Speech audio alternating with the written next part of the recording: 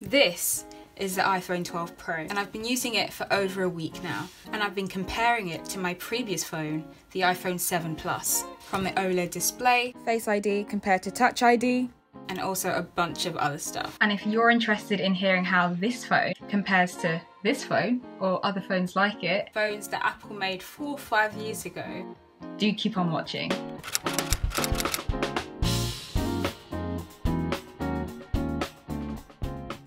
Hello. Hi, thank you so much for holding there. I was just speaking to our tech team and he said your old SIM card was made before 5G was a thing. Right. So, see your home postcode though, there is no 5G yet in that area. It'll only work on the new SIM card in areas where 5G is compatible. So like, you know, like central London is. Thank you so much. No problem. No problem. Have a nice day. You too. Bye. Bye. So I've got it sorted out now. Maybe on my next video I can test out some 5G somewhere. But yeah, that's one thing to note, guys, that if your phone is like old, then the chances are you probably have an old SIM as well. So do check that your SIM is actually 5G compatible before you start driving around looking for 5G like I did. As I mentioned, I am not upgrading from the 11, the 10, even the 8. I'm upgrading from a 7 Plus. And that came out in 2016. There are a lot of upgrades bundled into one phone. If you happen to be making the same jump that I did, having a phone for over 3 years, 4 years, 5 years, and you're upgrading, then I might be able to help you in your decision of choosing between the 12 Pro and the Pro Max, or at least show you a bit of what you can look forward to if you're waiting for your phone to arrive. The iPhone 12 definitely is a solid choice for a lot of people, myself included, but I did decide to go Pro, and a few of the reasons I've mentioned in my previous video. A lot of tech YouTubers are sort of saying this is sort of an awkward middle child and trying to sort of convince people to go for the Pro Max, and I'm not really of the same opinion, and I really want to explain why. And I might give you some reasons why you might want to get the 12 Pro or the 12 Pro Max. But I'm also going to be giving a little review of the 12 Pro so far and my experiences using it. It sort of comes under the lifestyle section of my channel, and although I'm not a tech YouTuber per se, I might be able to give you some detailed information that I think is important for you to know. There are timestamps in the description, so do check them out if you're looking for something specific. And as always, don't forget to subscribe, turn on your post notifications, and leave a comment down below on what phone you're getting, whether you're upgrading, and what your opinion is about this phone. So as you can see, the iPhone 7 is actually bigger than the iPhone 12. I'll take it out of the case so you can see properly. So as you can see, iPhone 7 Plus is a lot bigger than the iPhone 12 Pro. And if we place them on top of each other, you can see that the iPhone 12 is indeed thinner, and it's also shorter than the iPhone 7. Moving on to the design, you can see that the iPhone 7 actually might be a bit thinner. If I find the dimensions, I'll put them on the screen. But as you can see, this is a rectangular design, so it's a bit more dense than the iPhone 7 Plus, I would say. And it's got that flat edge design, which sort of makes it easier to hold. This one sort of feels like it can fall out of the hand quite easily if you do choose to use it without a case and screen protector, which I don't recommend, but this one already has a screen protector on it, and I took the screen protector off this one. The iPhone 7 Plus has an aluminium body, whereas the new phones, I think any phone from the iPhone 8 actually has the glass back, which it doesn't look like glass, but it definitely is glass. So again, probably going to want to put a case on this. The screens, this screen is an OLED screen, so the blacks are a lot better than the iPhone 7 Plus, and you can certainly tell when using the phone. I've been using it for just over a week now, and there's definitely a notable difference in the displays. The iPhone 12 just looks better, it looks richer, and on some apps, you get more screen on the iPhone 12 than the iPhone 7 Plus. So if we compare the screens alone, you can see that the screen sort of starts down here and the screen starts up here for the iPhone 7 Plus, and it's a bigger diagonal. So this screen is 5.5 inches, this screen is 6.1 inches. So the iPhone 12 Pro has a bigger screen by 0.6 inches diagonally. A lot of people do want to go for the Pro Max to get an even bigger screen, but if you're going from a 7, you are going to feel like the 12 Pro has a bigger screen, although it's in a smaller body. If you're going for the 12 Pro Max, that will actually be 1.2 inches bigger screen than the iPhone 7 Plus. So it'll probably be in a similar body to the iPhone 7 Plus. Now, the reason why I'm talking about the screen so much is because not a lot of reviewers talk about the ergonomics of the different phone sizes. If I was using the iPhone 7 Plus with one hand, I would essentially struggle to touch the other side of the screen. My thumb would only get like that far. This is very minor for some people, and of course it depends on the size of your hands, but the simple sort of thumb test might help. So just hold your phone like you normally would, and then basically like try and reach the other side of the screen. If it's quite comfortable for you, then I guess that's a good sign that you will have no issues with the 12 Pro Max. But if, like me, you do want to be able to hold your phone in your palm and be able to touch the other side of the screen, you might want to go for the iPhone 12 or the iPhone 12 Pro. With the iPhone 12, this action is much more comfortable. As you can see, I can basically reach edge to edge on my screen with one hand comfortably, and the phone feels so much more secure in my hand with those flat edges that help, and also with the fact that more of my hand can actually grip the phone as opposed to struggling to reach the other side. And I feel like any bigger than the iPhone 12 or 12 Pro would be kind of uncomfortable for me. I can use the iPhone 12 with one hand much easier than I can use the iPhone 7 in one hand. Again, these flat sides do help you to grip the phone easier than this phone. One thing I did notice as well is that doing that action, don't know if it's picking up okay on camera, but essentially I would find that my wrist was kind of like struggling, I guess. For me, ergonomics is a factor in choosing my phones, and that's because of this phone. 70% of the time I was using this phone with two hands, especially when taking a picture. It's a bit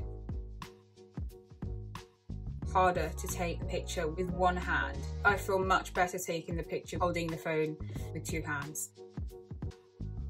With the iPhone 12 Pro, that is a little bit simpler actually, so I feel like I can easily take loads of pictures and the strain is not as much, as well as the flat sides again do help. I don't feel like it's going to fall out of my hand, and also these flat edges help you to secure your grip on the phone a lot more than the iPhone 7 Plus, even if it's in a case, because the cases also have flat sides. So if you're upgrading from an iPhone 7 Plus and you want a bigger screen, don't rule out the iPhone 12 or 12 Pro for that 6.1 inch OLED display. It's a bigger screen than the iPhone 7 Plus and in a more compact design too. So if you do consume a lot of content, or you did on your old phone, and you're sort of likely to do that on your new phone, it's going to look nicer and it's going to sound nicer.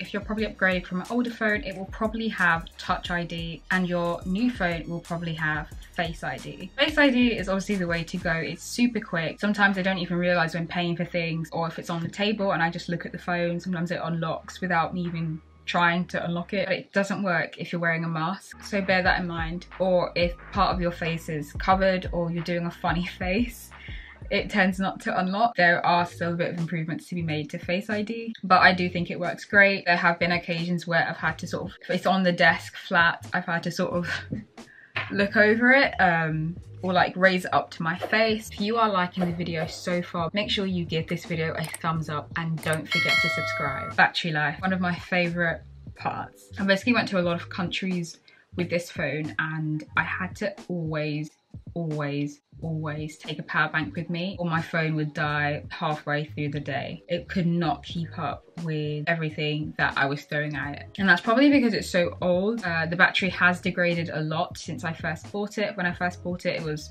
fine, I remember it being. If you do have iPhone 7, iPhone 8, chances are your battery probably degraded unless you've gotten it replaced by Apple. So I was really looking forward to having better battery life on this phone, and honestly I can say that it's pretty good. I can get, I think, from like 5 to 9 hours screen time depending on what I was doing that day, and I throw a lot of things at it. I use FaceTime, I watch a lot of content on YouTube and Prime, Amazon Prime, I play games on this phone, I make notes on this phone, not just for school but for YouTube as well. All my social media accounts on this phone. I do sometimes do schoolwork on this phone. I'll show you my breakdown of a few typical days that I've had during the last week and a bit, just to show you how fast the battery depletes. But obviously that really depends on what you're doing. But I can say I definitely feel the difference between this phone and my iPhone 7 Plus, but just to caveat with the fact that my battery had degraded to 76% of its capacity, and Apple recommend that you replace your battery below 80%. I like having my screen on full brightness. When I watch content, I like having it on max volume if I'm not using my AirPods Pro. With my old phone, if I'm on 10% and I'm out of my house or without access to a charger, I'm done for. That 10% lasts 2 minutes and the phone is dead. With this phone, and I don't know if it's with newer phones, the battery, when it gets down to low percentages, it tends to have more juice. This phone, 5% can easily last you like an hour. Like I watch content on 5%, 3%. It's been absolutely fine. I've had to check it and realize, oh, I'm actually like this low, and it told me like an hour ago that I was on 5%. So that is definitely something I'm really, really enjoying. Now, one of the big benefits to having a glass back over an aluminium back, if you didn't know, was wireless charging. So now if you want to charge your phone wirelessly, now you can. Now Apple offer the MagSafe chargers, which are I think £38 just for the little cylinder thing, the hockey part, with no charging brick to plug into the wall. They want you to buy the 20-watt charger, the 20-watt wall charger to plug into the wall. But if it's a charger, should it not come with the brick as well? Do you know what, let's not talk about that. During the keynote, Apple basically mentioned that they're releasing the technology for MagSafe to third parties. So if you're one of the people that really want to make use of wireless charging and you want to get it at 15 watts as opposed to 7.5 watts, which is what Apple has limited all iPhones to in the past if you're using wireless charging, and like me, then I recommend that you probably wait for third-party companies to produce MagSafe accessories like chargers. I don't know how long this will take or if it will even happen, but I, for one, I'm gonna go for a normal wireless charger, or I'm gonna get a third-party MagSafe option, and I'll make sure to keep you guys updated on that. One thing to note, that if you're not in the US, chances are you probably won't have that extra sort of like cutout that other phones have like on the side for the 5G mmWave. In the US, you probably won't have that if you're in the UK. If you've watched any tech reviews before on an iPhone, anything from the iPhone 10 up to the iPhone 12, you would know that a lot of people complain about this notch. For me, coming from a phone with huge bezel to a phone with just a little notch there isn't that deep for me, and a lot of people probably won't be upgrading from the iPhone 11 to the 12, maybe the iPhone 10 to the iPhone 12 or 12 Pro. But if this little notch here houses the cameras that make portrait mode on the front-facing camera look amazing, I'm not mad at that, and I have a few shots to show you exactly what that looks like. The iPhone 7 Plus definitely didn't have a front-facing portrait mode. That is something I'm loving with the new iPhone 12 Pro. So the camera. The biggest differences I found are in low light, and I'm gonna put some images in just to show you what I mean.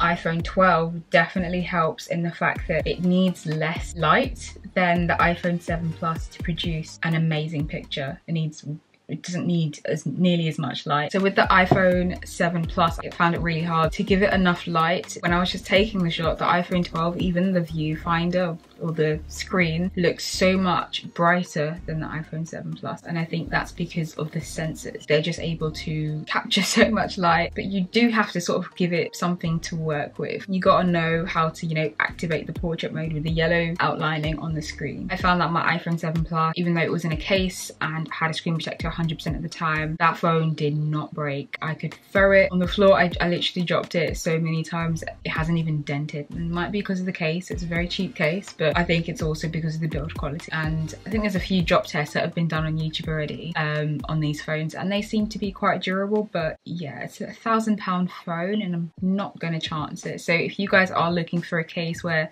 you can sort of still see the color through the case and a good screen protector as well, I've put a link in the description for one that I recommend that I'm using at the moment and I think is really good. So these are my final thoughts. So the 3 reasons I would say to go for the 12 Pro Max are: number 1, if you definitely want the biggest screen ever and you're cool with the ergonomics of that, you're happy with big phones. Number 2, a better battery life. So as I mentioned, this battery life is good, but obviously the 12 Pro Max is bigger, so it has a bigger battery. And number 3, if you want the best in-phone camera that Apple has to offer. It does have a bigger sensor, but as I mentioned, some of this video was filmed on iPhone 7 Plus, so really you can do a lot with the earlier phones, let alone this phone, if you give it what it needs, and really a lot of the time it's good light. Those are the 3 reasons I would say to go for the Pro Max, because really the Pro name, like, it's more expensive compared to last year's 11 Pro. It's got no charger, no headphones, the price hasn't even been brought down. This is a lot. So really what I'm trying to say is, why stretch even further when this phone is just excellent?